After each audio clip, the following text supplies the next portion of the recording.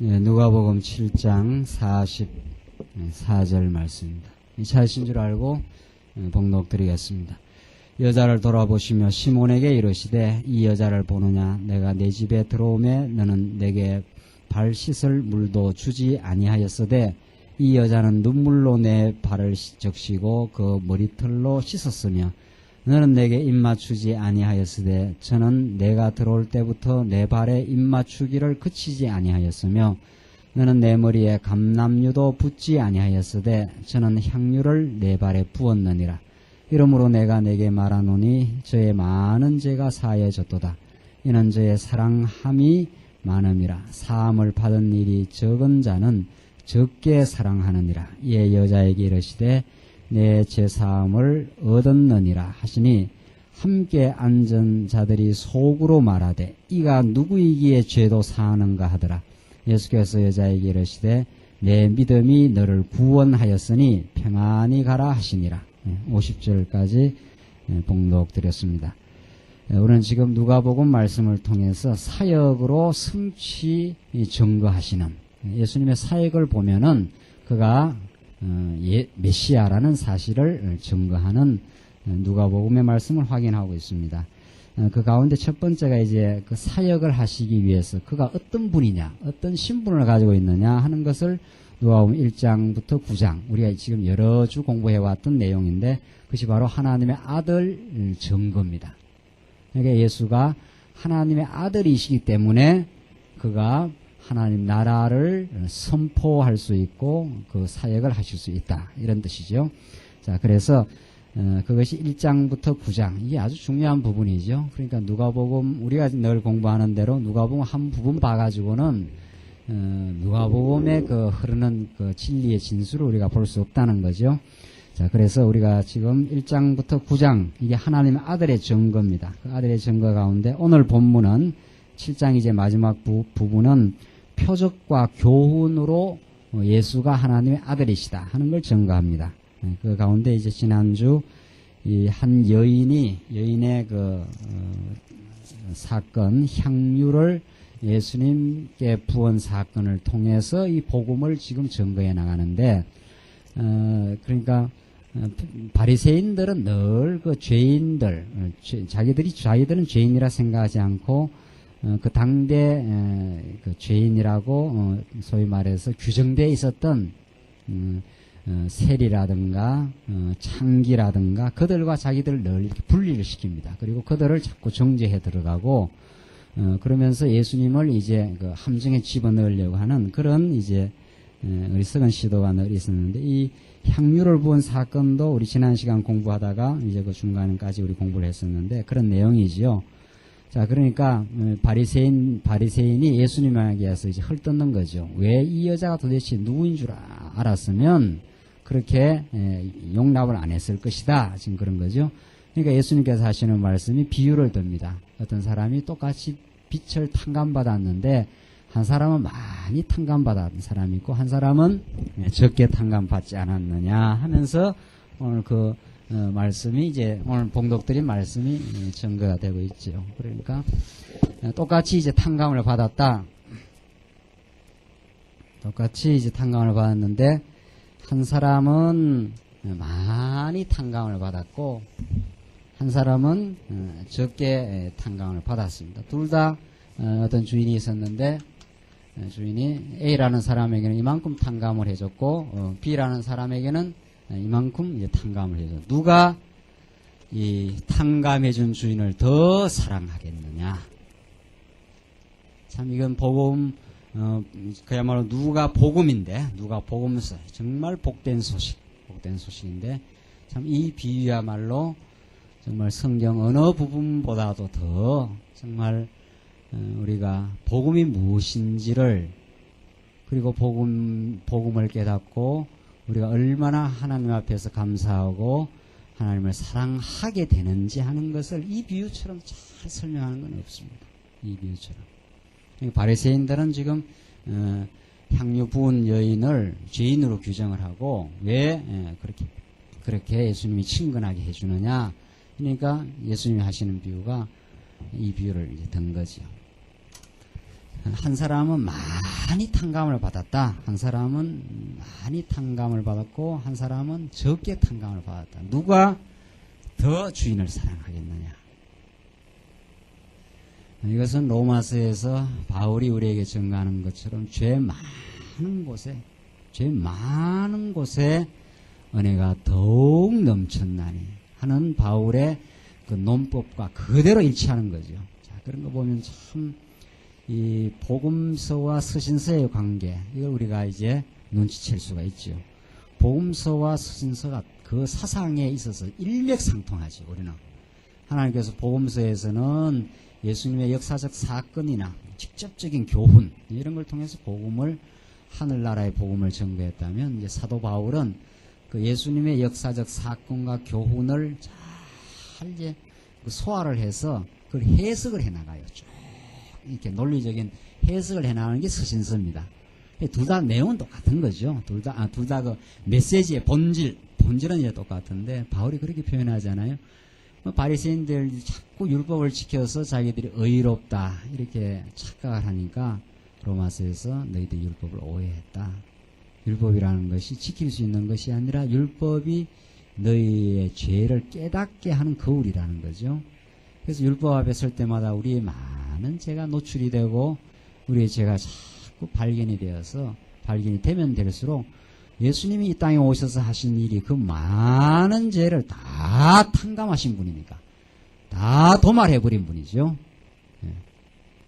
그래서 이사야서가 진홍빛처럼 우리의 죄가 붉을지라도 우리가 양털같이 다 희게 된다. 그래서 예수님이 이 47절입니다. 그 내용, 이제 그 핵심이 47절.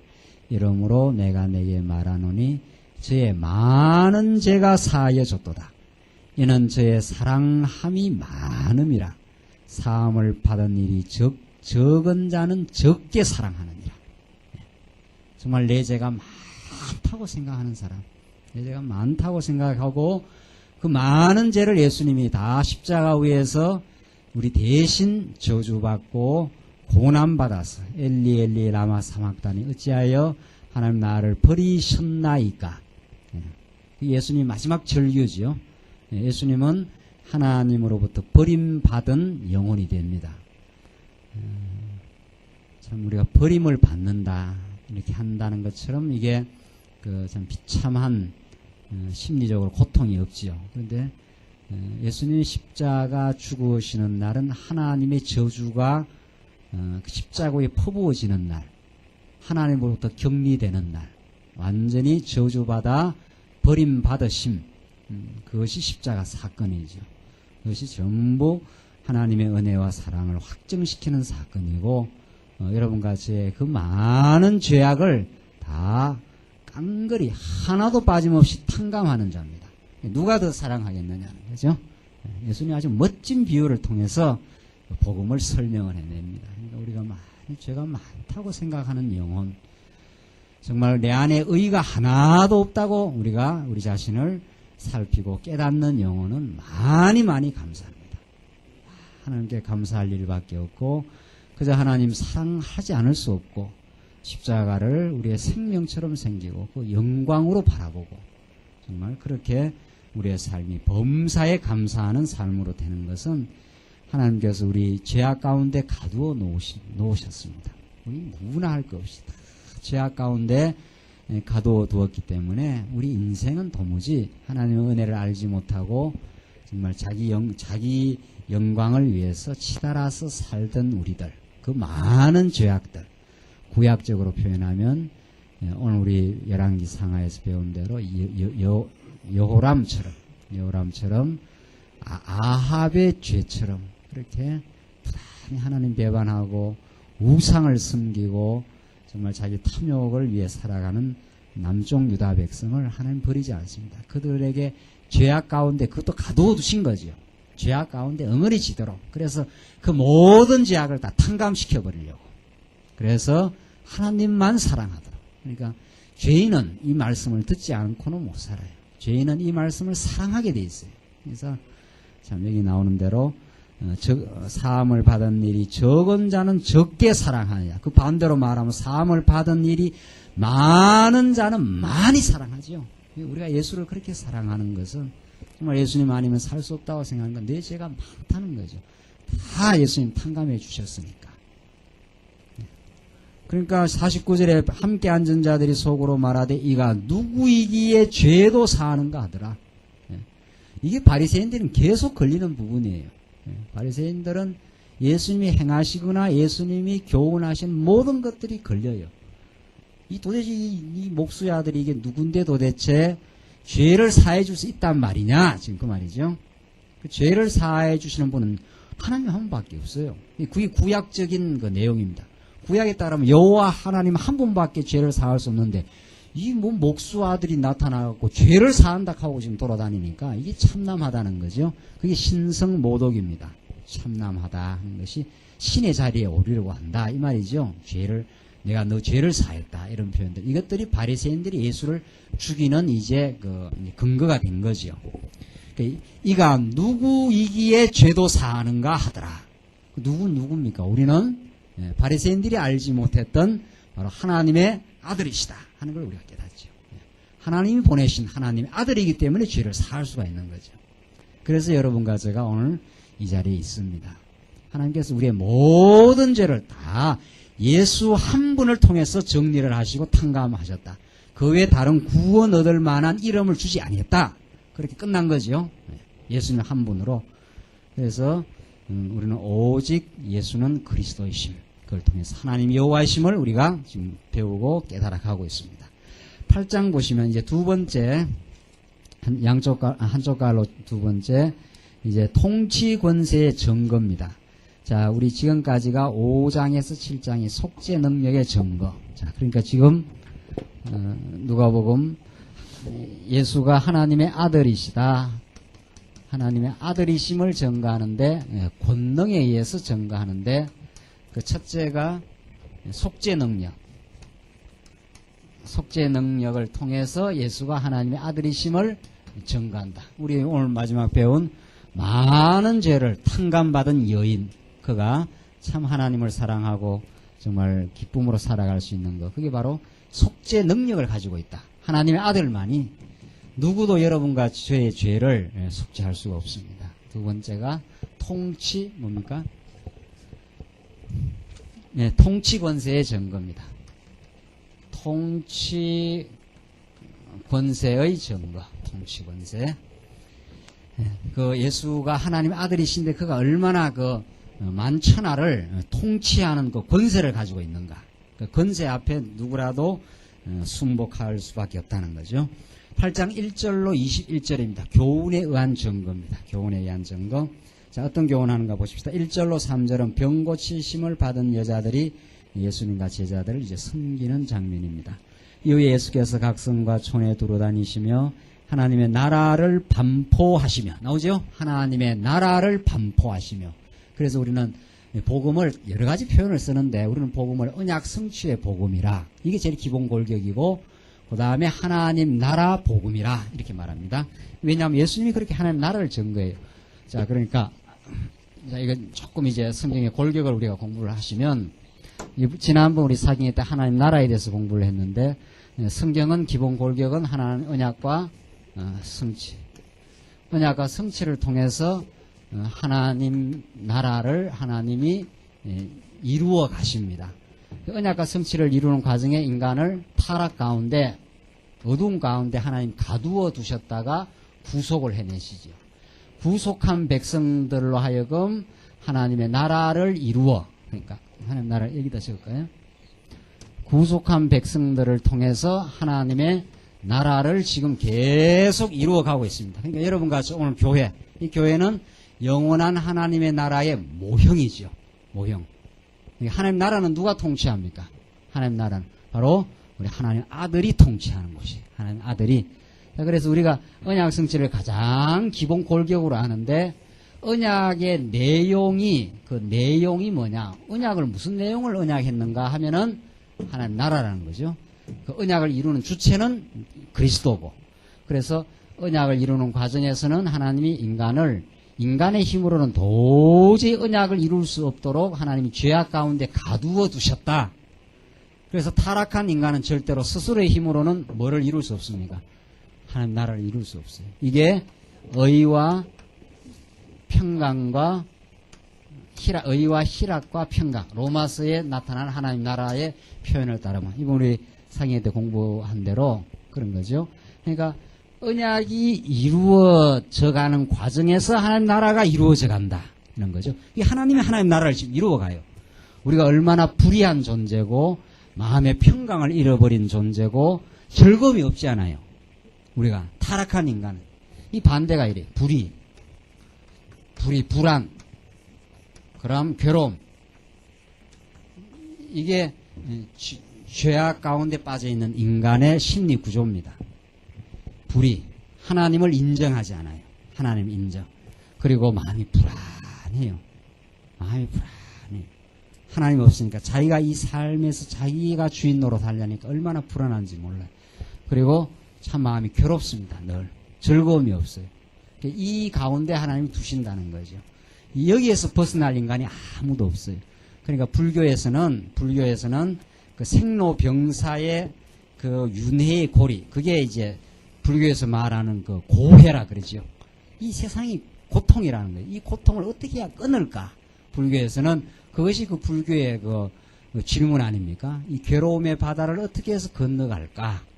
그걸 건너가려면은 부처처럼 스가모니처럼 머리 깎고 그 욕망을 인간에게 부단히 끌어오는 욕망이 있다. 이 욕망을 잠재워야 인간이 마음에 평강이 있고 즐거운데 그게 안 된다는. 그러니까 머리 깎고 산으로 들어가서 수도를 해야죠. 계속.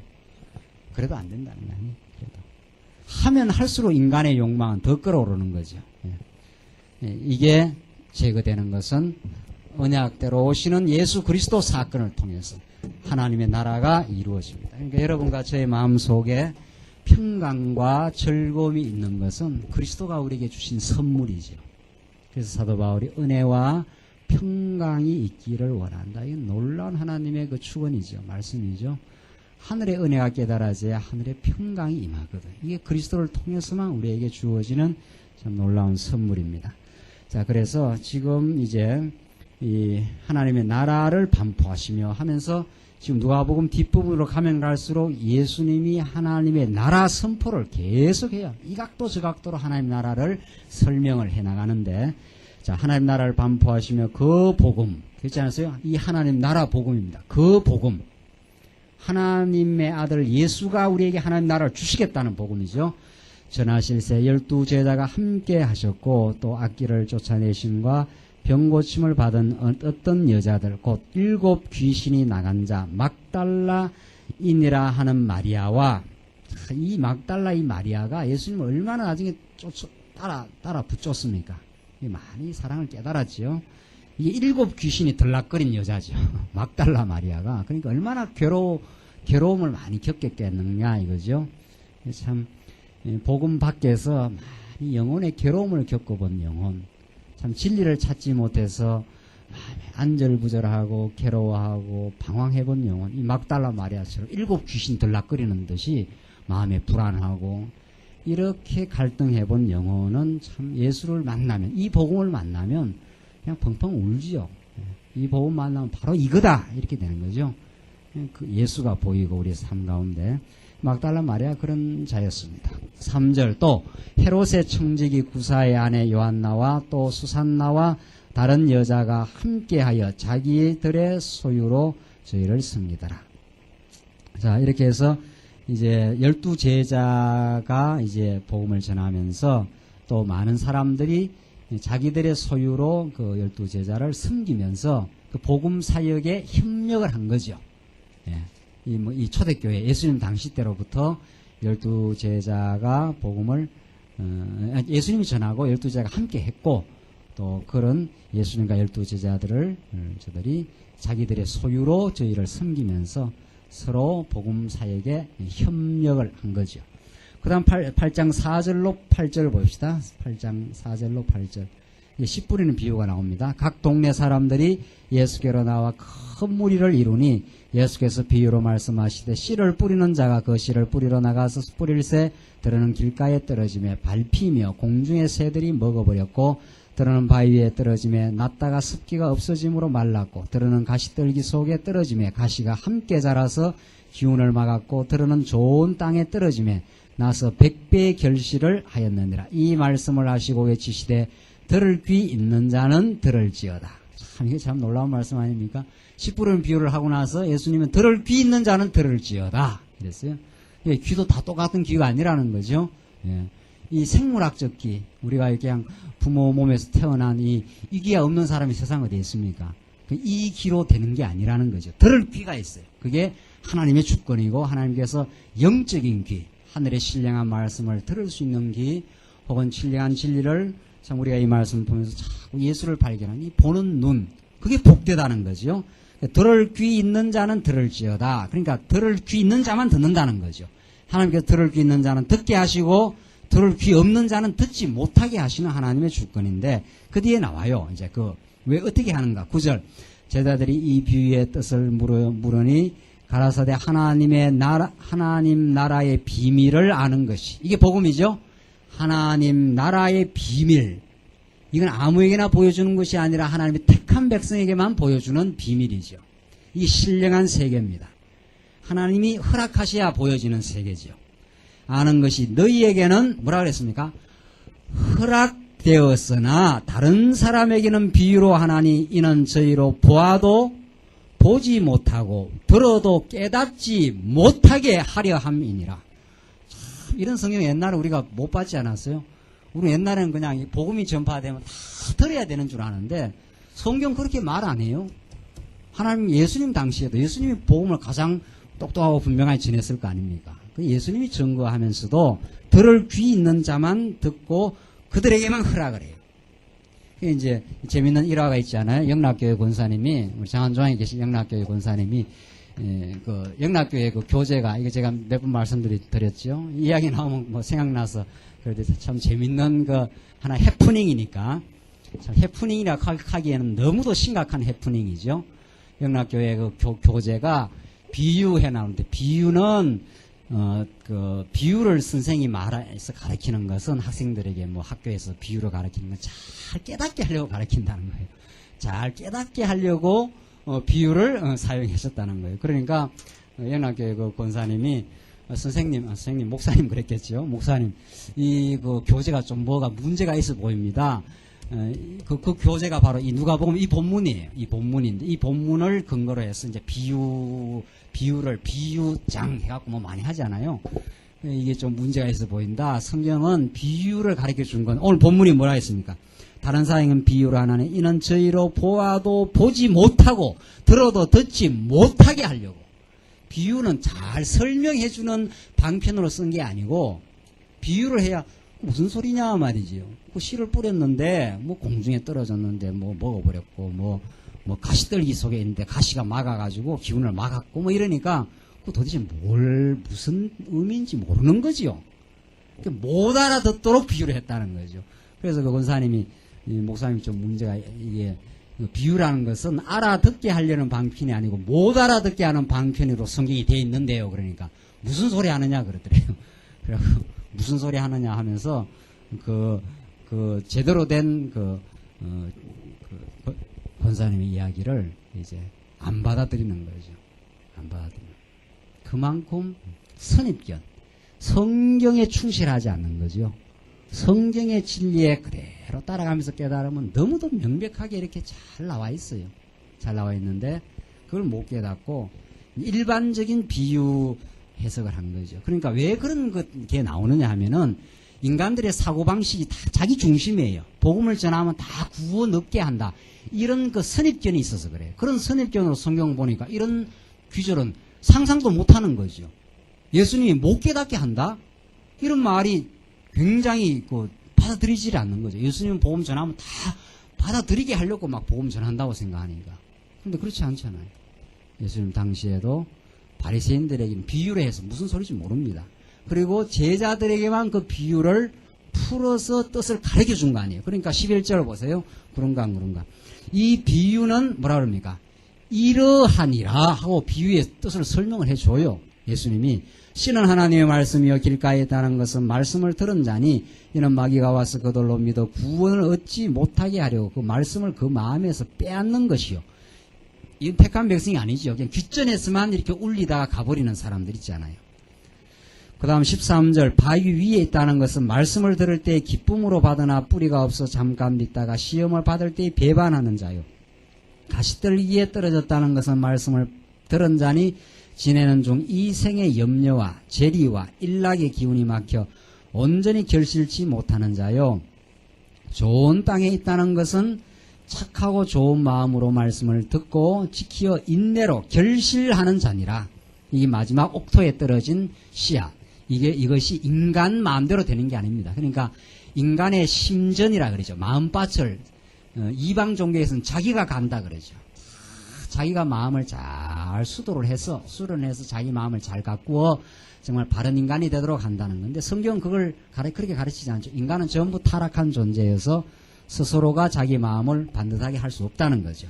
그리스도의 복음의 능력만이 정말 우리 마음 가운데 씨앗이 떨어져서 그것이 결실에 이르기까지 인내케 하시는 하나님이죠.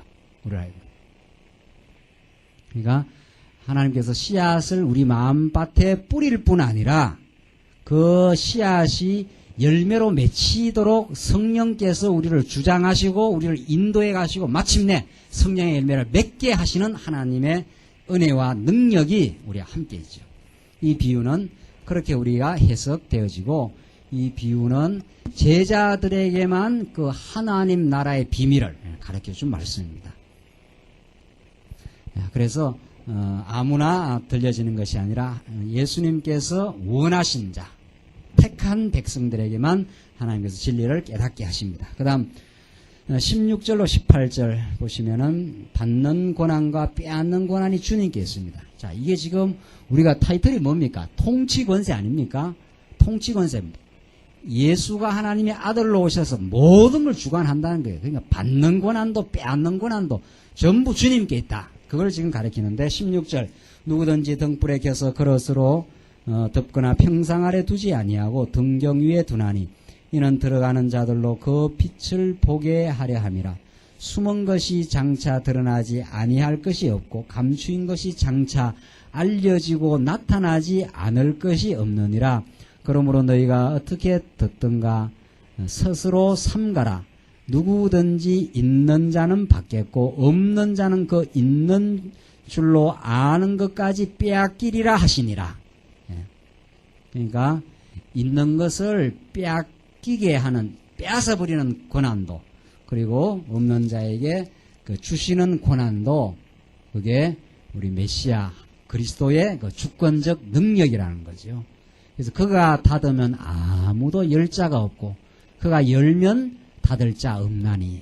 계시록에서 그렇게 메시아의 주권을 그 영광스러운 능력을 그렇게 표현을 합니다. 그러니까 누가 등불을 켜서 그릇으로 이렇게 덮어놓겠는가? 진리의 빛은 반드시 드러나게 돼 있고 숨은 것이 장차 드러나지 아니할 것이 없다. 다 그 진리의 빛 앞에서 다 드러나게 돼 있다 하는 이런 귀한 그 말씀을 우리에게 주신 거죠. 이게 우리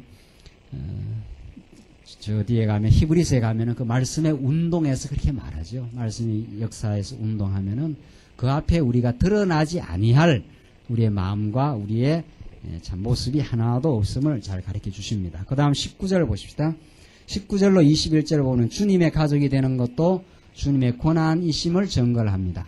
19절 예수의 모친과 그 동생들이 왔으나 무리를 인하여 가까이 하지 못하니 혹이 가로되 당신의 모친과 동생이 당신을 보려고 밖에 섰나이다. 예수께서 대답하여 가라사대 내 모친과 내 동생들은 곧 하나님의 말씀을 듣고 행하는 이 사람들이라 하시니라. 참 예수님 이 비유 이 설명 이게 정말 하나님 나라 가족이 어떤 자가 하나님 나라 가족이 된다는 것을 아주 명쾌하게 설명을 해버려요. 그러니까 세속적인 인연을 끊어버리는 거죠. 자, 이게 참 그 중요한 예수님의 가르침인데 하나님의 나라 백성, 하나님 나라 가족이 되는 것은 혈연하고는 아무 상관없다는 거죠.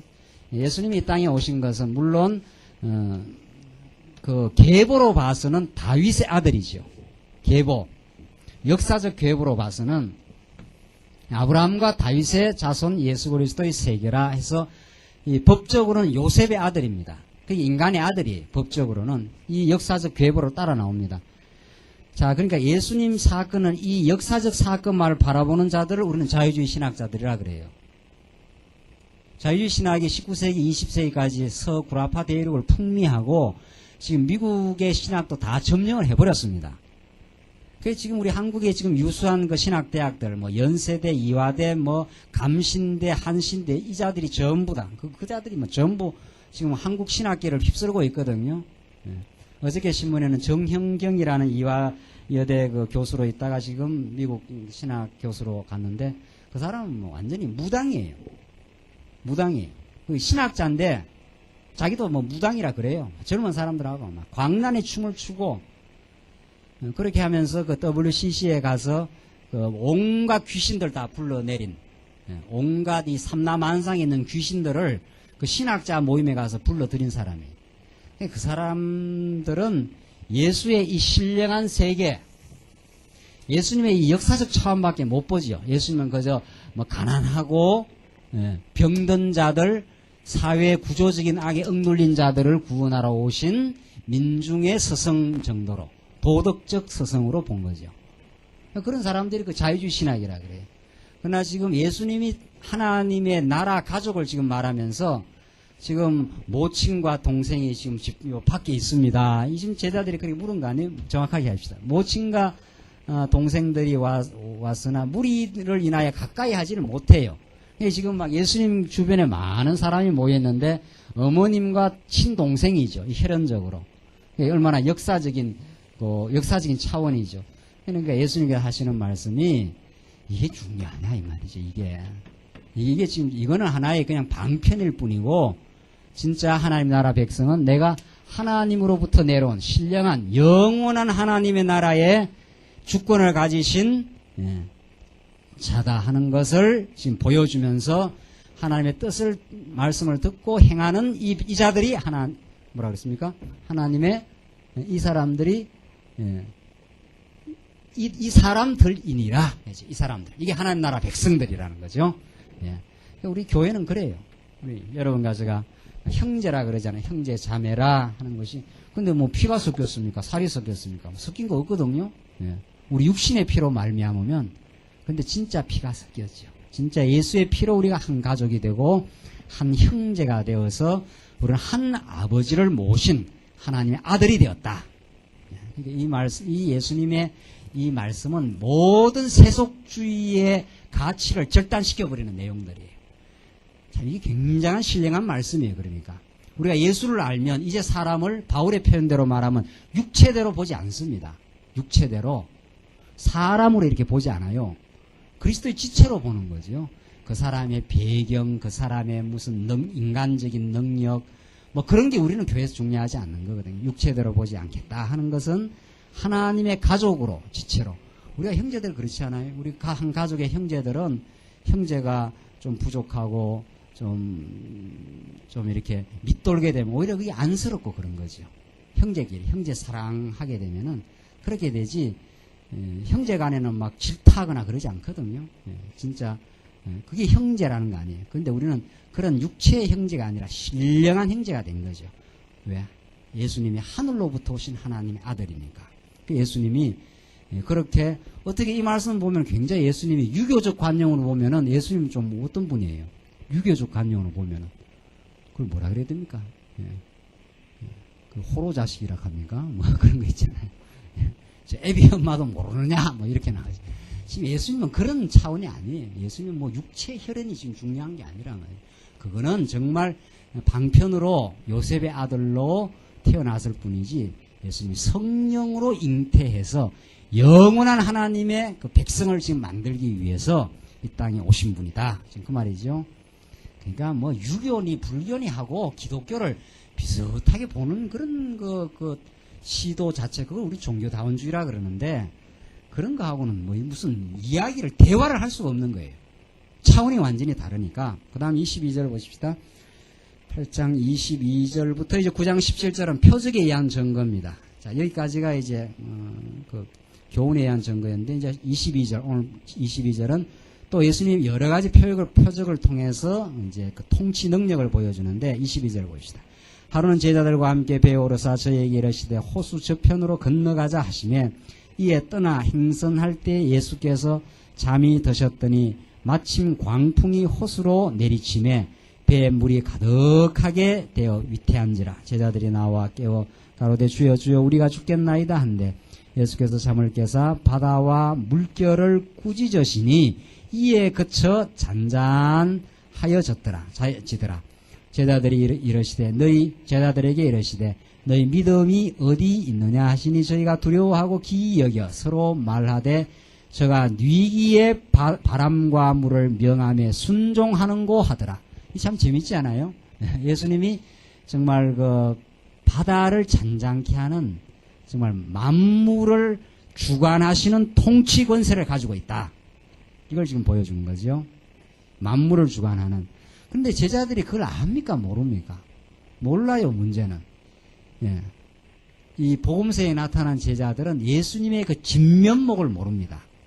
예수님을 따라하는 다니긴 다른데, 좀 뭔가 다른, 이 좀 특이한 분이다. 이렇게 따라한다는데, 진짜 하나님의 아들로, 예, 메시아로 그렇게 깨닫지를 못해. 그러니까, 여기 말하기를, 서로 말하되, 기이 여겨 서로 말하되, 저가 뉘기에 바람과 물을 명함에 순종하는고 하더라.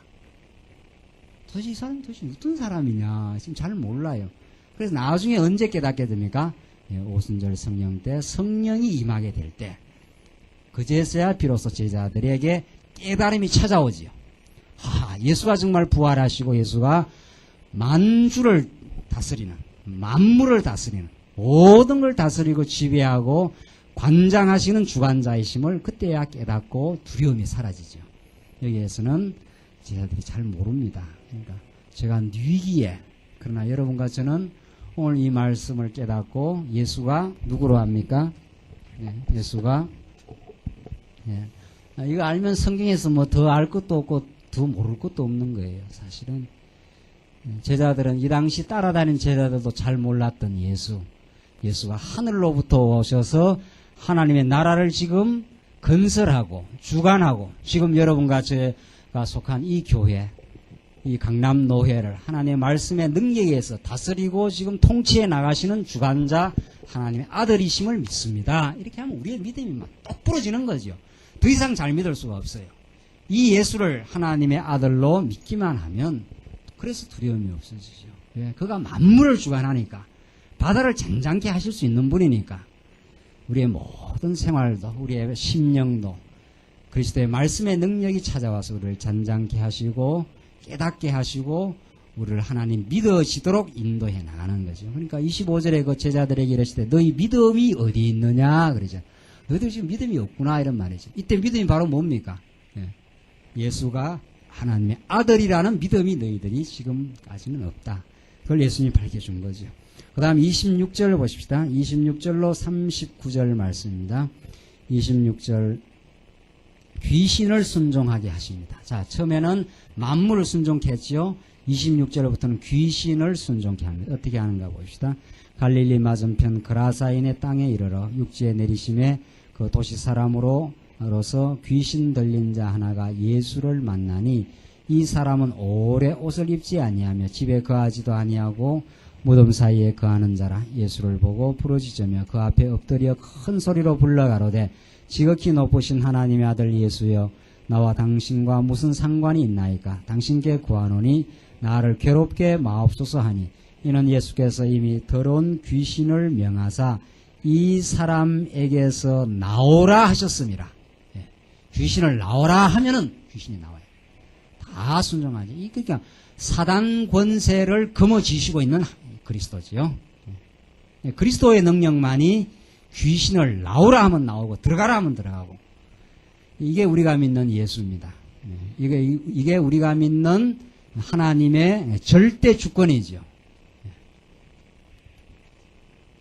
나오라 하셨습니다. 29절 중반 귀신이 가끔 이 사람을 붙잡음으로 저가 쇠사슬과 고랑에 매여 지키웠으되 그 맨 것을 끊고 귀신에게 몰려 광야로 나갔더라. 예수께서 내 이름이 무엇이냐 물으신저 가로되 군대라 하니 이는 많은 귀신이 들렸습니다. 무지개로 들어가라 하지 마시기를 강구하더니 마침 거기 많은 돼지떼가 산에서 먹고 있는지라 귀신들이 그 돼지에게로 들어가기를 허하심을 강구하니 이에 허하신데, 그러니까 뭐 귀신은 예수님 앞에서는 뭡니까? 그냥 발발발발발 떨고 있는 아무것도 아니라는 거죠. 우리가 믿는 예수가 이렇게 권세가 대단해요. 그러니까 지금 여러분과 저에게 가끔 들락날락 하는 그 귀신 있죠. 그게 사단 권세, 어둠의 권세, 욕망을 불러일으키고 어리석은 생각도 하고 뭐 그러지 않아요? 우리가 하나님께서 어두움 생각 가운데 가둬두면 그게 어둠의 권세, 악한 영의 권세 잠깐 맡겨놓으면 우리가 헛된 생각도 하고 욕심도 부리고 화도 내고 뭐 불평도 하고 그러지 않아요? 그게 지금 예수님이 좀 놔두니까 지금 활동을 하는 겁니다. 예수님이 지금이라도 지금 이 어둠의 권세 아래 지금 세상이 있지 않아요? 지금이라도 예수님께서 귀신들 전부 남태평양으로 들어가라 하면 싹 들어가 버립니다. 지금도. 그러니까 귀신이 필요하니까 하나님이 놔두는 거예요. 이 사단 권세, 악한 영의 권세가 다 필요하니까. 왜? 우리를 자꾸 괴롭혀요. 이 귀신은 우리를 괴롭히면 괴롭힐수록 택한 백성 어디로 갑니까? 어디로 가요? 여러분과 제가 마음이 괴로울 때는 어디로 가요? 어디로? 메시아에게로 더 가죠, 우리가. 그래서 하나님 앞에서 귀신은, 저는 뭐 바둑으로 말하면 두수 세수를 띄면 예수님은 그 열수 스무수를 다 보고 귀신을 다 움직이고 다스려요. 지금 이 그라사인에 들어간 귀신을 예수님이 나가라 하면 나가고 돼지떼로 들어가라 하면 들어가고, 예수님이 이렇게 권능이 있는 분이에요. 이런. 제가 처음 예수 믿을 때 뭐 예수 전도단인가 뭔가 어디 가서 그거는 막 맨날 귀신 쫓아낸다고 난리예요. 막 나사렛 예수의 이름으로 명하노니 뭐 쫓아내라 어쩌라 뭐 이제 그 예수님 흉내 낸다고 하는 거죠. 그럼 그 귀신이 웃습니다. 그렇게 해서 쫓아내지지 않아요. 그 이 말로 하고 뭐 어떤 데는 요거 하면 또 나간다는 거 아니에요. 막 쌍스런 요걸 막 해대면 귀신이 아 뜨거라 해갖고 나간다는 건데, 그 귀신이 웃어요. 그런 이야기 하면. 그래서 귀신 안 나갑니다. 사단 권세는 그리스도의 보혈의 능력과 진리의 말씀의 능력이 안 하면 안 나가요. 절대로. 그러니까 그 바로 권세가 이스라엘 백성을 출애굽하던 내줄 때 얼마나 끈질기게 붙들고 있는지 몰라요. 얼마나 끝까지 붙들고 있죠. 그게 우리한테 주는 교훈은 대단한 거예요. 그러니까 또 나가라 그랬다가 또 강팍해지니까 또 이스라엘 백성들 끈질기게 물고 늘어지잖아요. 그 이스라엘 백성들 나중에 야 이거 뭐 도저히 나갈 수가 없구나 이럴 때 6월절 어린 양의 피가 모든 사단 권세를 멸해버리고 해방을 시키죠. 그래서 여러분과 제가 예수를 지금 믿어요. 예수님의 말씀의 능력이 우리에게 역사하셔야 우리의 모든 어리석은 생각들, 정욕에 사로잡힌 생각들, 야고보서 우리 수요일날 지금 배우는데 정욕에 사로잡힌 모든 이 세속에 속한 생각들, 자기 자랑, 염려, 걱정, 뭐 온갖 시기, 경쟁, 이것들이 전부 정욕에 속한 생각들 어떻게 없애주는가? 안 없어진다고 우리한테서 절대로. 하늘의 기쁨을 갖고 천국을 누리고 마음의 기쁨과 감사와 즐거움이 있으면 언제 시기가 없어졌나 할 정도로 없어져 버린다고요. 언제 경쟁 이런 거 없어져요. 다 즐겁고 기쁘고 감사하니까 그냥 하나님 주신 은혜가 감사하고 이렇게 하다 보니까 자기도 모르게 세속적 가치에 빨려 들어가질 않는 거지요. 이게 하늘이 준 복음의 능력, 하나님 나라의 복음의 능력이에요. 그러니까 이게 그라사인을 지배해 나가는, 그라사인을 지금 괴롭힌 사단 권세, 귀신 들린 이 그라사인을 예수님이 명하니까 나가고 들어가라 하면 돼지떼에 바로 들어가고, 이게 우리가 믿는 예수니까 이렇게 우리가 든든하게 예수를 믿습니다. 그러니까 어떤 배짱이 있는가 하면은, 배짱이라기보다 믿음의 배짱, 귀신 나를 한번 쓰러뜨리려면 쓰러뜨려 봐라 이렇게 하는 거죠. 왜 아버지를 믿는 자식놈이 어디가 싸움할 때 든든하지 않아요. 아버지가 뒤에서 딱 바라보고 있으면은 막 지 형한테도 막 달라들지 않아요. 아버지가 뒤에서 봐주고 있다 이거죠. 그러니까 그만큼 우리가 진리의 말씀에 사로잡히기 시작하고 예수를 알면 참 든든하고 담대한 진리의 싸움을 어둠의 권세와의 싸움을 지금 할 수 있습니다. 자, 그래서 이 33절 귀신들이 그 사람에게서 나와 돼지에게로 들어가니, 그러니까 들어가라 하니까 들어간 거죠. 그때가 비탈로 내리다라 호수에 들어가 몰사하거늘 치던 자들이 그 된 것을 보고 도망하여 성내와 촌에 거하니 사람들이 그 된 것을 보러 나와서 예수께 이르러 귀신 나간 사람이 옷을 입고 정신이 온전하여 예수의 발 아래 앉은 것을 보고 두려워하거늘 귀신 들렸던 자의 어떻게 구원받은 것을 본 자들이 저희에게 이르매 그라사인의 땅 근방 모든 백성이 크게 두려워하여 떠나가시기를 구하더라. 예수께서 배에 올라 돌아가실새 귀신 나간 사람이 함께 있기를 구하였으나 예수께서 저를 보내시며 가라사대 집으로 돌아가 하나님이 내게 어떻게 큰 일 행하신 것을 일일이 구하라 하시니 저와 가서 예수께서 자기에게 어떻게 큰 일 행하신 것을 온 성내에 전파하니라. 이 하나님이 하시는 일이 아닙니까? 39절 하나님이 내게 어떻게 큰 일 행하신 것을 일일이 구하라. 하나님이 큰 일 행한다. 귀신 걸려 괴롭힘을 당한 그라사인에게서 예수님이 귀신을 물리치시는, 그러니까 모든 악한 권세의 어둠의 소욕을 십자가로 다 정리하고 부활하심으로 승리하셨다. 이게 고린도서 아닙니까? 그 부활의 생명력의 그 능력만이 우리 알고 성숙의 삶으로 이끌어 가실 것이다. 그러니까 지금 누가복음, 이 복음서는 예수님이 가장 원자료입니다. 복음의 원자료지요. 자, 그러니까 지금 우리 복음서와 사도행전 혹은 서신서, 우리 청년부가 이제 다시 뭐 복음서를 공부한다는데 계속 공부하는 거죠. 그러니까 이 복음서 아닙니까? 복음서와 사도행전, 이 서신서, 이 복음서는 제일 예수님의 복음 사건을 가장 기초적으로 그냥 사건으로 원자료래. 쉽게 말하면 음식으로 말하면은 가장 순수한 그 재료 그 자체, 뭐 두부, 고기 뭐 이런 거예요. 그 이 서신서는 이걸 가지고 잘 요리를 하는 거예요. 잘 요리를 해냅니다. 예수님이 귀신을 쫓아낸 사건, 이게 이 서신서에 들어가면은 사도 바울이 갈등하는 고린도 교회의 하늘의 복음으로 주어서 그 부활의 진리를 말하고 있죠. 고린도 교회가 갈등하고 괴로워하고 서로 질타하고 하니까 그걸 이길 수 있는 힘은 그라사인에게 들어갔던 귀신을 내어 쫓아내듯이 부활의 생명의 진리가 고린도 교회를 성장시키면은, 진리의 가운데로 인도하시면은 그런 미숙한 삶이 없어질 것이다. 그게 이제 진리의 선포예요. 그러니까 지금 복음서가 왜 중요한가? 이 복음서의 제일 원자료지요. 제일 그 원자료가 서신서에서 어떻게 바울이 그걸 잘 해석하고 설명하고 그 자료를 사용해서 요리를 만들어가는 거죠. 쉽게 말하면은. 그러니까 이게 일맥상통해요. 뭐 누가복음을 전가하든 뭐 바울 서신을 전가하든 계시록을 전가하든 그 이제 방식이 다른 거죠. 요리의 방식이.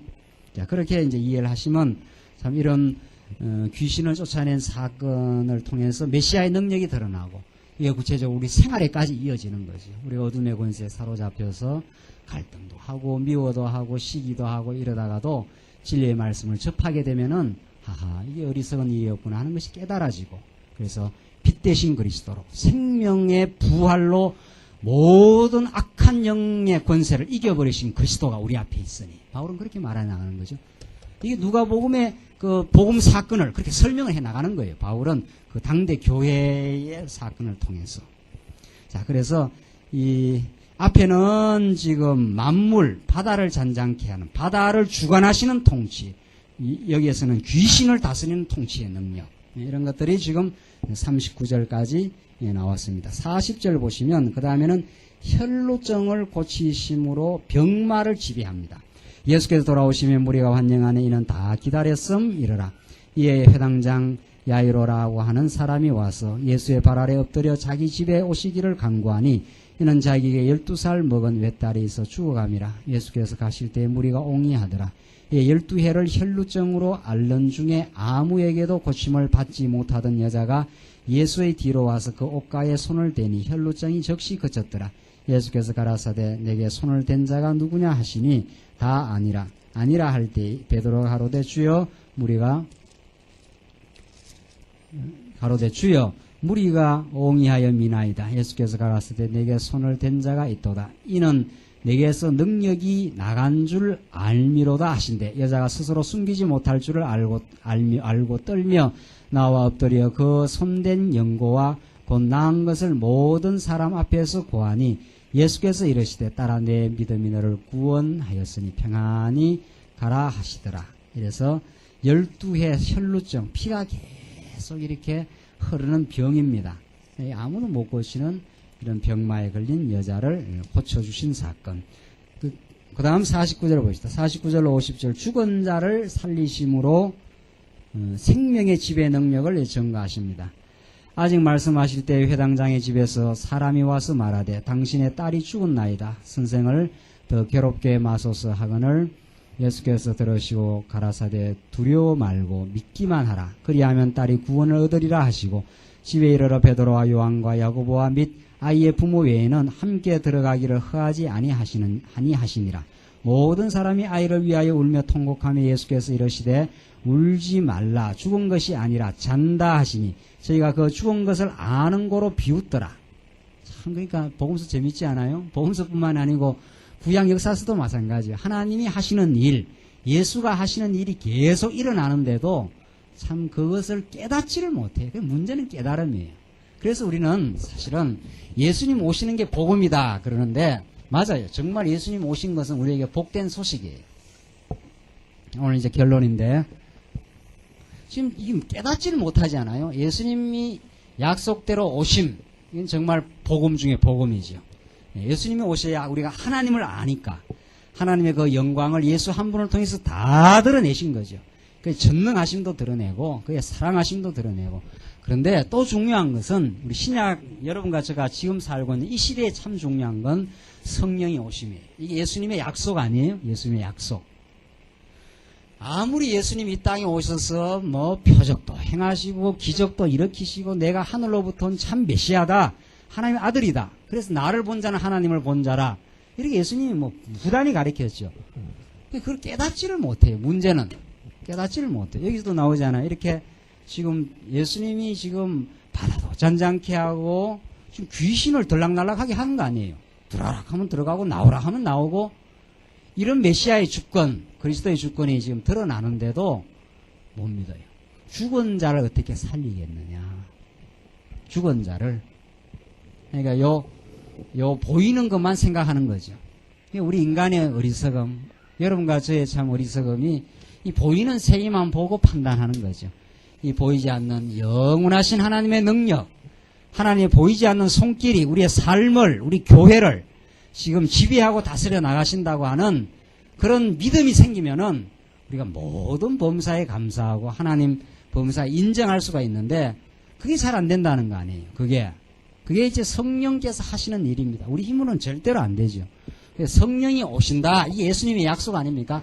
이게 3대 약속 아니에요. 그러니까 내가 너희와 함께 있는 것보다 내가 가는 게 낫겠다. 그리고 내가 또 다른 보혜사 성령을 너에게 보내어 주리니 하죠.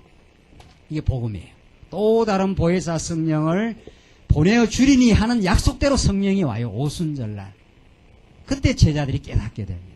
여러분과 제가 지금 오늘 이렇게 비웃는 이 당대의 사람들, 예수님이 하시는 표적을 보고도 예수님을 비방했던 바리새인들, 또 제자들은 그걸 보고도 예수를 참으로 믿지 못해서 두려워했던 제자들, 이 모든 일들을 극복하는 것이 약속대로 성령이 우리에게 오셔서 오늘 이 진리가 우리에게 깨달아지고 예수의 주권을 깨달아서 우리 예수님이 우리의 삶을 참 지배하시는 분이십니다.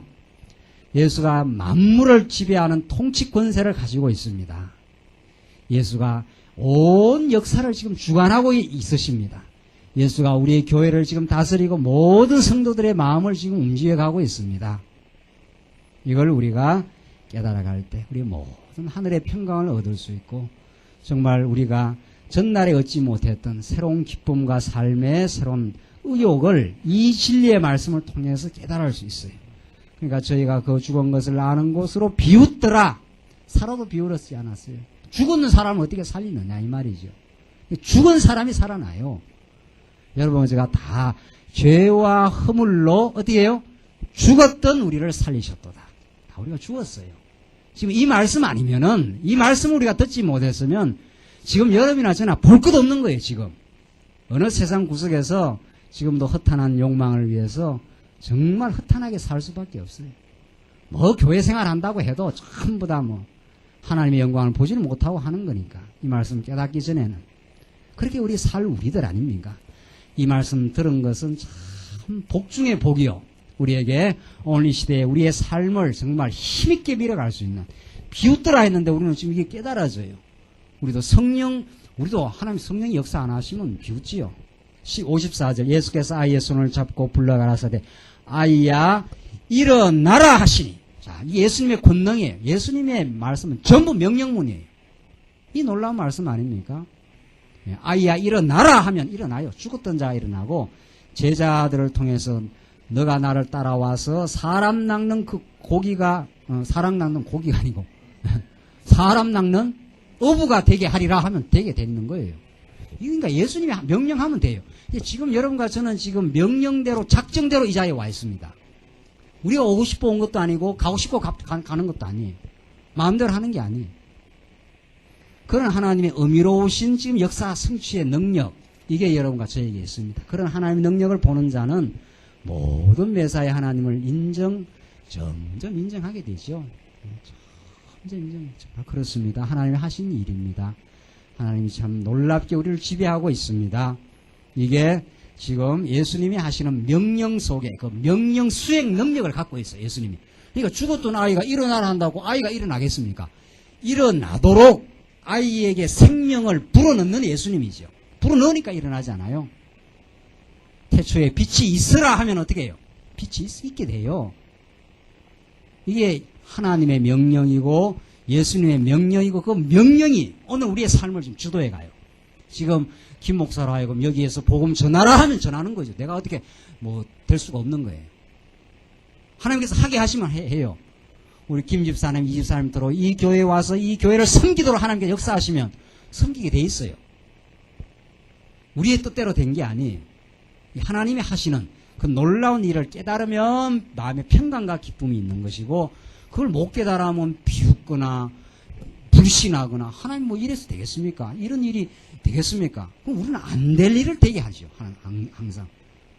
우리는 뭐 엘리야 엘리사 사건도 똑같은 거 아니에요. 안 되게 해요. 어떤 일을 도저히 인간 생각으로 안 되게 했다고 하나님께서 능력으로 되게 하니까. 이게 하나님이 하시는 살아있는 생생한 역사입니다. 아이야 일어나라 하시니 그 영이 돌아와 아이가 곧 일어나거늘 예수께서 먹을 것을 주라 하신대 그 부모가 뭡니까? 놀라는지라. 우리는 신앙은 놀라움의 신앙이에요. 날마다 놀라죠. 내가 어찌 이렇게 살아있을까? 어찌 이 말씀을 듣고 있을까? 경이로움과 놀라움의 신앙 속에 우리 하나님 우리의 삶을 인도해 가십니다. 예수께서 경계하사 이 일을 아무에게도 말하지 말라 하시니라. 이건 또 희한한 소리죠. 이 하나님이 하신 일을 말하지 말라는 거예요. 감추어 둬라. 이게 메시아 은익 사상 아닙니까? 메시아임을 알만한 자에게만 알려주고 모를 자에게 모르게 해서 예수님이 죽어야 되니까, 이제 십자가에 죽으셔야 되니까, 다 깨달아 버리면 안 되니까. 그래서 알지 말하지 못하게 그렇게 예수님이 당부를 하십니다. 오늘 우리 누가복음 말씀 통해서 정말 통치 권세를, 예수님의 전능하신 능력을, 만물을 주관하시고 우리의 삶을 주관하시고 귀신을 다 주관하면서 우리 교회를 다스리시고 우리 세상을 다스리는 그 하나님에 대해서, 그리스도에 대해서 배웠습니다. 이 말씀이 우리의 삶을 지배해서 그의 명대로 우리의 삶이 진행됨을 깨달아 하늘의 평강을 누리시는 삶이 있기를 바랍니다. 기도하십시다. 우리 자비하신 하나님 아버지, 은혜와 사랑을 감사합니다. 만물을 주관하시고 귀신을 다스리며 참으로 죽은 사람을 살려내신 예수님의 그 놀라운 표적 사건을 저희들 확인했습니다. 이 말씀을 깨닫고도 우리는 때때마다 하나님 앞에서 때로는 우리의 삶을 염려하고 걱정하며 살 때도 많고, 어리석은 허탄한 영광을 구하며 살 때가 너무도 많아서 저희들도 이 말씀을 사모하며 살 수밖에 없습니다. 하나님 아버지, 오늘도 우리를 긍휼히 보시고 너무도 사랑하셔서 이 복된 말씀 듣고 깨달으며 살아갈 수 인도하셔서 참으로 감사합니다. 이 진리의 말씀 우리의 삶을 지배하는 참 양식 되게 하시옵소서. 예수님 이름으로 기도합나이다. 아멘.